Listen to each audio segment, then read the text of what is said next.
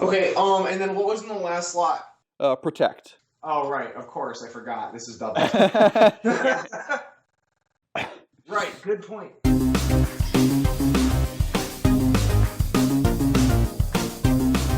Hey guys, welcome back. We are on our 5th official Smogon Rate My Team video. We are here today with Memoric and Talkingtree to do a doubles OU video, something a little different, sort of excited. So if you guys want to each do like an introduction, just, oh, hello, in whatever, you can do that now. Who wants to go first? I guess Memoric, you can go first. So, hey, I'm Memoric, DOUTL. And I'm his co-lead for Doubles OU CNC, which is the team that works to provide all of the on-site analyses. I'm also a mod in the doubles room on Pokemon Showdown. So yeah, we work together a lot, which is really cool. We have a Mega Charizard Y team that we got from an RMT that was just posted on the forums. So we're just going to pull up that team and I'm going to let you guys take it away. You guys want to start with your thoughts just initially on the team? Yeah, sure. So in general, seems like it's a sort of semi-room based Sun team, but the main issues that I'm seeing and that Memoric was seeing too are Diancie plus a fire type is just really threatening to everything. And it's super reliant on Trick Room for a semi-room team. When you're using semi-room, we don't have to be reliant with Trick Room. We need fast stuff too to check the faster things in the meta, like the Diancie. In this team, it's like weak to Diancie, right? Yeah, so we needed just looking at it, we needed some sort of a fast mode, or preferably a couple of other things that would be faster. And then something that could beat CM Cress, which just seemed generally pretty threatening.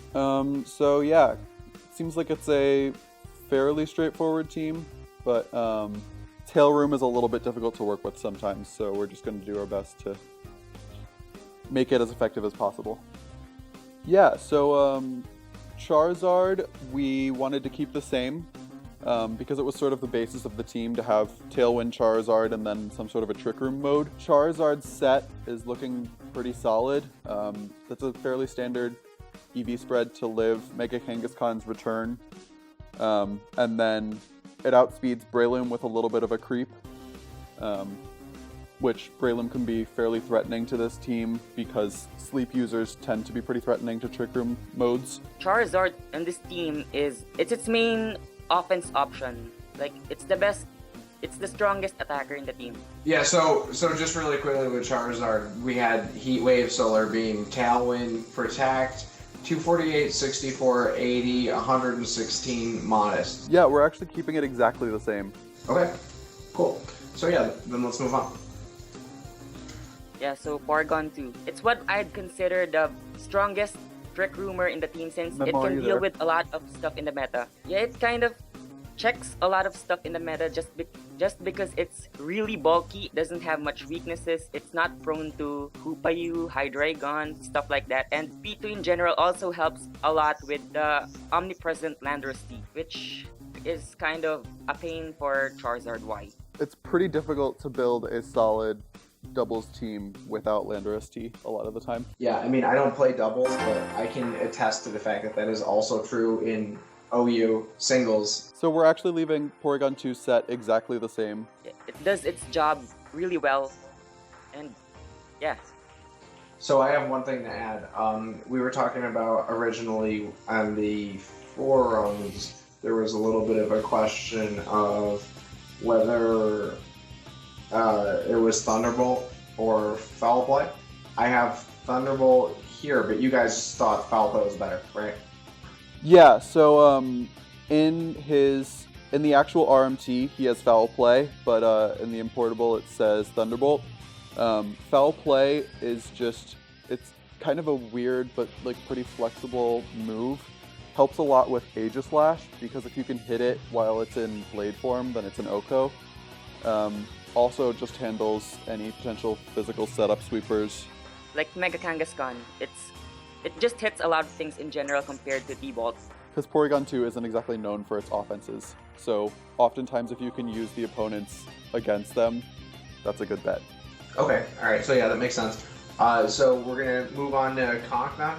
Alright, so, yep, go ahead. Conkeldurr is there, I think mostly so that they can handle Mega Kangaskhan, which is a super threatening mon in doubles. Yeah, just providing like a lot of power, especially under Trick Room. It's also the other attacking option for the team since the original team is reliant on TR for a semi-room team. Conkeldurr, it just hits a lot of stuff for great damage. It doesn't care if it resists, since Hammer, Arm, and Life Orb just deals a lot of damage since it's really strong. That having been said, you guys were saying that you were thinking about changing this mon, right? So can you talk to me a little bit about why? Yeah, so one of the main problems with this team, as we had said, is dealing with opposing fire types and just having a little bit more speed to be usable outside of Trick Room. So actually we went ahead and replaced Conkeldurr with Landorus T.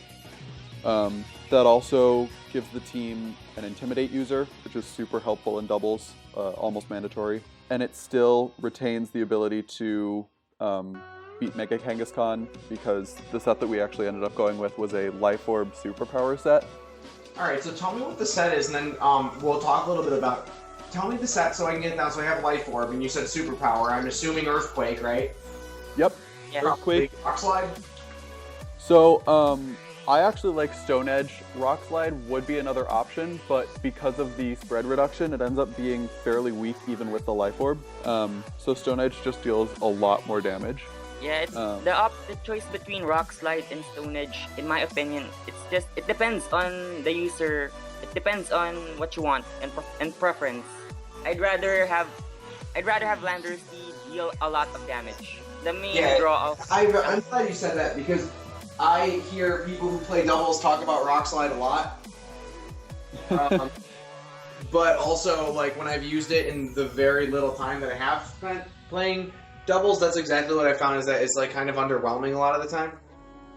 Yeah, so Rock Slide is sort of notorious in the doubles community because a Choice Scarf Landorus T set is super common, and so oftentimes the best move towards the end of the game is just hitting Rock Slide over and over again and hoping for flinches, because it does have that 30% chance to flinch each opponent, so that's basically a 50% chance to flinch at least one of the opponents. But with a Life Orb set, damage is way more important. Rock Slide is just a general damage option for stuff that are immune to Earthquake, but oftentimes it's just used for the flinches. Okay, and then what was in the last slot? Protect. So Protect is an incredibly helpful move in doubles because it's so position-based. So Protect allows you to take advantage of the opponent trying to double target a certain Pokemon. It lets you stall out field conditions.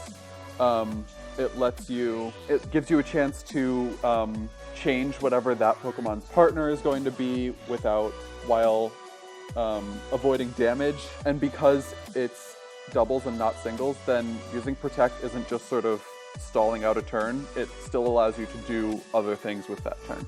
You can maintain your position without compromising your Pokemon. Max Jolly. Yep.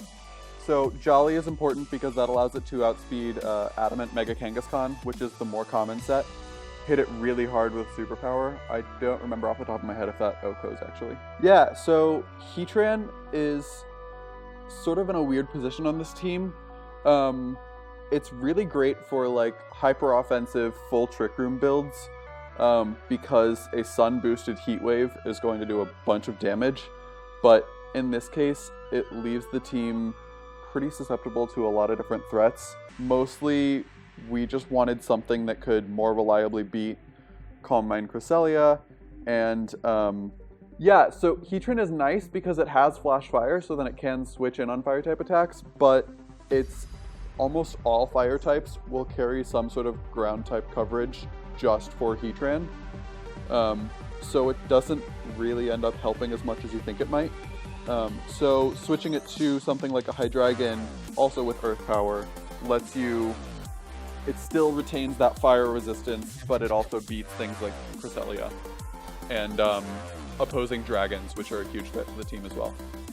Life Orb Hydreigon with Draco Meteor, Dark Pulse, and Earth Power to check opposing Heatran. The team actually has some difficulty with opposing Heatran since Zard gets walled, P2 gets walled, Conk can deal with opposing Heatran, but it has to take a hit or a possible sun boosted hit because of Zard's sun.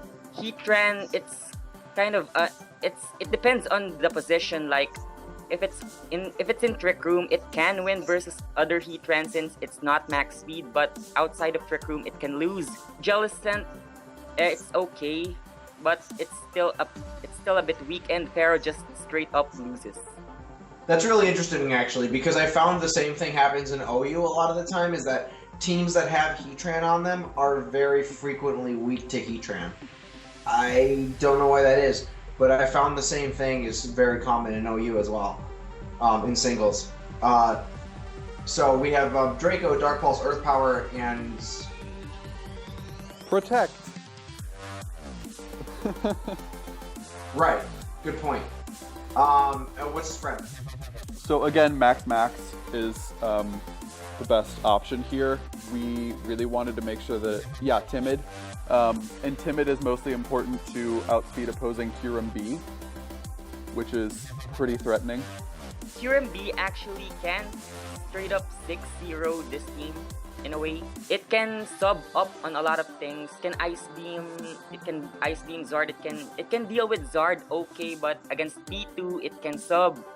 Against Landorus D or Conk, against Heatran just gets Earth Powered like Jellicent or whatever we change it to. It can still lose. And Ferrothorn is actually the only thing that has a good matchup against it. I like Hydreigon more in this team since it has more resists, especially to water. It helps with rain more since, unlike with Heatran, Hydreigon can actually take a strong water hit. Like it can take a Hydro, stuff like that.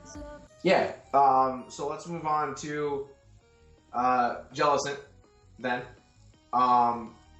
What were your guys' thoughts about the Jellicent here, which is a Trick Room Scald Wisp?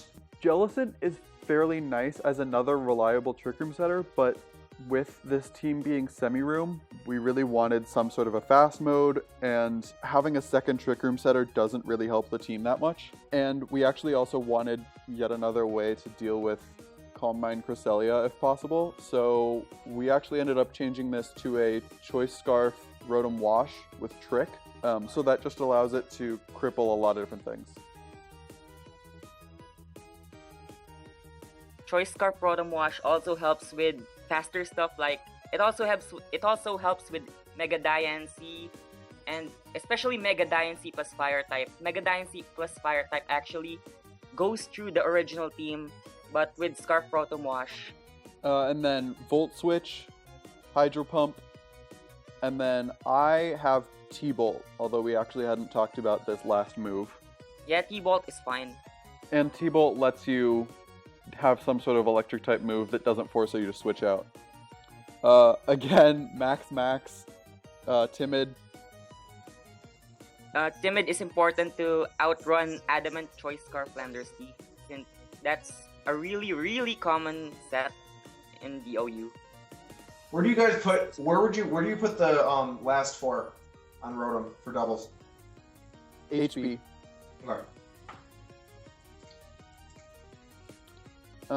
And then Timid also beats Deoxys Attack, which is a little bit threatening to this team.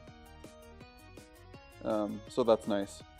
Ferrothorn in general is just a really good mon. It can wall a lot of stuff, but it can stall out with Leech Seed.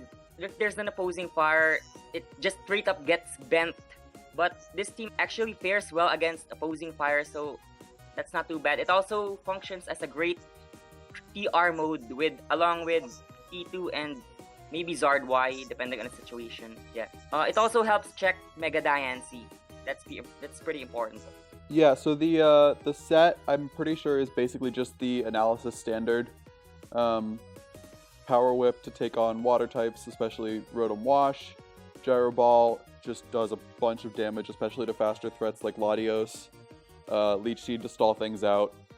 And then Rocky Helmet helps a lot with Mega Kangaskhan, because if it makes one wrong move, or you switch in a Ferrothorn on some sort of weak attack from Mega Kangaskhan, like a Fake Out, then it's taking 50% in recoil damage.